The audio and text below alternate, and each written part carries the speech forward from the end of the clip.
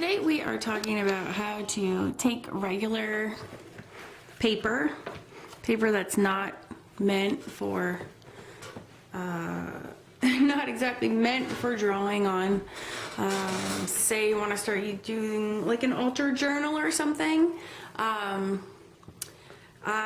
love drawing in books and making journals out of old books and just completely transforming them.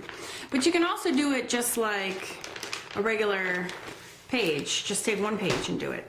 So that's what I'm going to do today.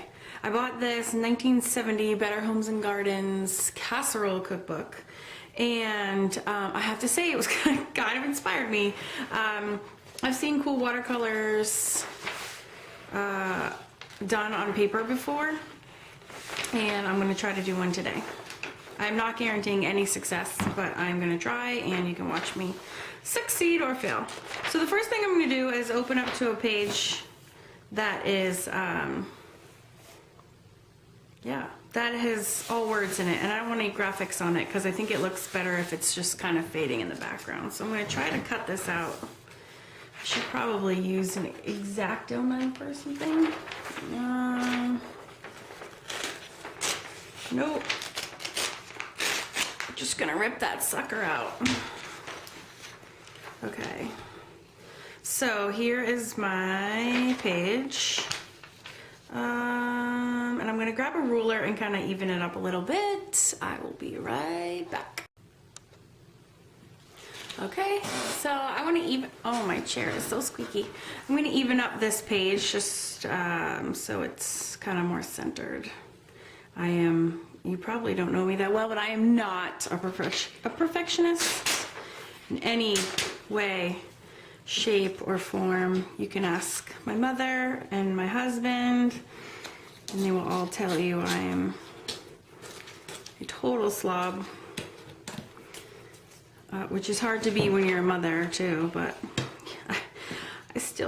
I do my best to make my slobby friends proud. Okay, so I have like a somewhat uniform sheet of paper from this cool, slightly vintage cookbook. I don't want to say vintage because hello, I was born in the 70s too, but 70s pretty old. Okay, so what I'm gonna do now, so you can do this with any piece of paper that is not like, you know, a store-bought watercolor pad or a sketch pad. You can turn any piece of paper into a coloring paper by just doing, you have some options, doing a couple of things. You can either, number one, paint it over in matte medium, let it dry, and start painting. The only thing you need to know about matte medium is it dries clear. So all the text will show through as if you hadn't painted it over with anything. Now I kind of like my images to go into the background, not my images, the text to kind of fade to the background and the image to come forward a bit. So I'm going to coat mine in gesso. You can also do clear gesso, which is essentially the same thing. It's not the same thing, but it'll give you the same effect as the matte medium, and that will prep your paper properly for painting, but it will stay totally clear. So what I'm gonna do is, and my gesso is totally clogged, is I'm going to add a little bit of gesso, and I just got these cool new Tim Holtz brushes, and what I love about gesso is that it's not like stays a little bit transparent. I like seeing some of the recipes showing through. I think it's really cool, but I don't want it like so much so that it's competing with my image that I'm drawing. So I am just gonna gesso in lightly, and as it dries, it'll actually dry a little bit lighter. That is like barely enough on there. And then I'm gonna take a hair dryer and get that set. And you don't need to see that part, so know that that's what I'm doing right now. Okay, so I took my hair dryer and I dried I dried this. And then I actually put another really, really thin coat of gesso on top of it because it was still, the print was, the text was still too bright. Okay, and then I took my hair dryer and I totally dried it. So now you actually, believe it or not, can paint on here. And I'm gonna do a little watercolor of just, this is a lamb, I guess this is the lamb page, but here's like lamb with vegetables. So I thought it would be pretty neat to say, like if I drew, I don't know, just some carrots, like three carrots on here. And I haven't even just, I'm not planning this, like I wasn't awake all night planning this video. I just spontaneously knew I wanted to try this and just thought whoa, that was really wrong.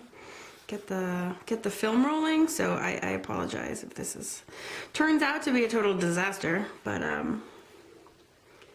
thought it would be kind of neat and I was gonna do it anyways, and I thought I would show you while I was here. Oh, that shadow is terrible.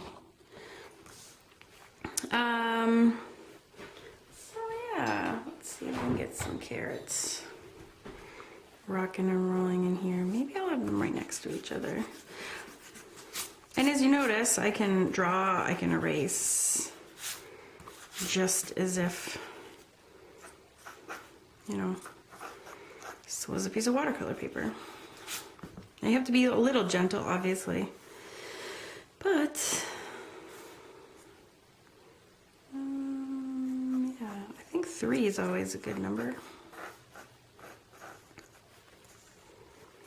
Maybe this one will be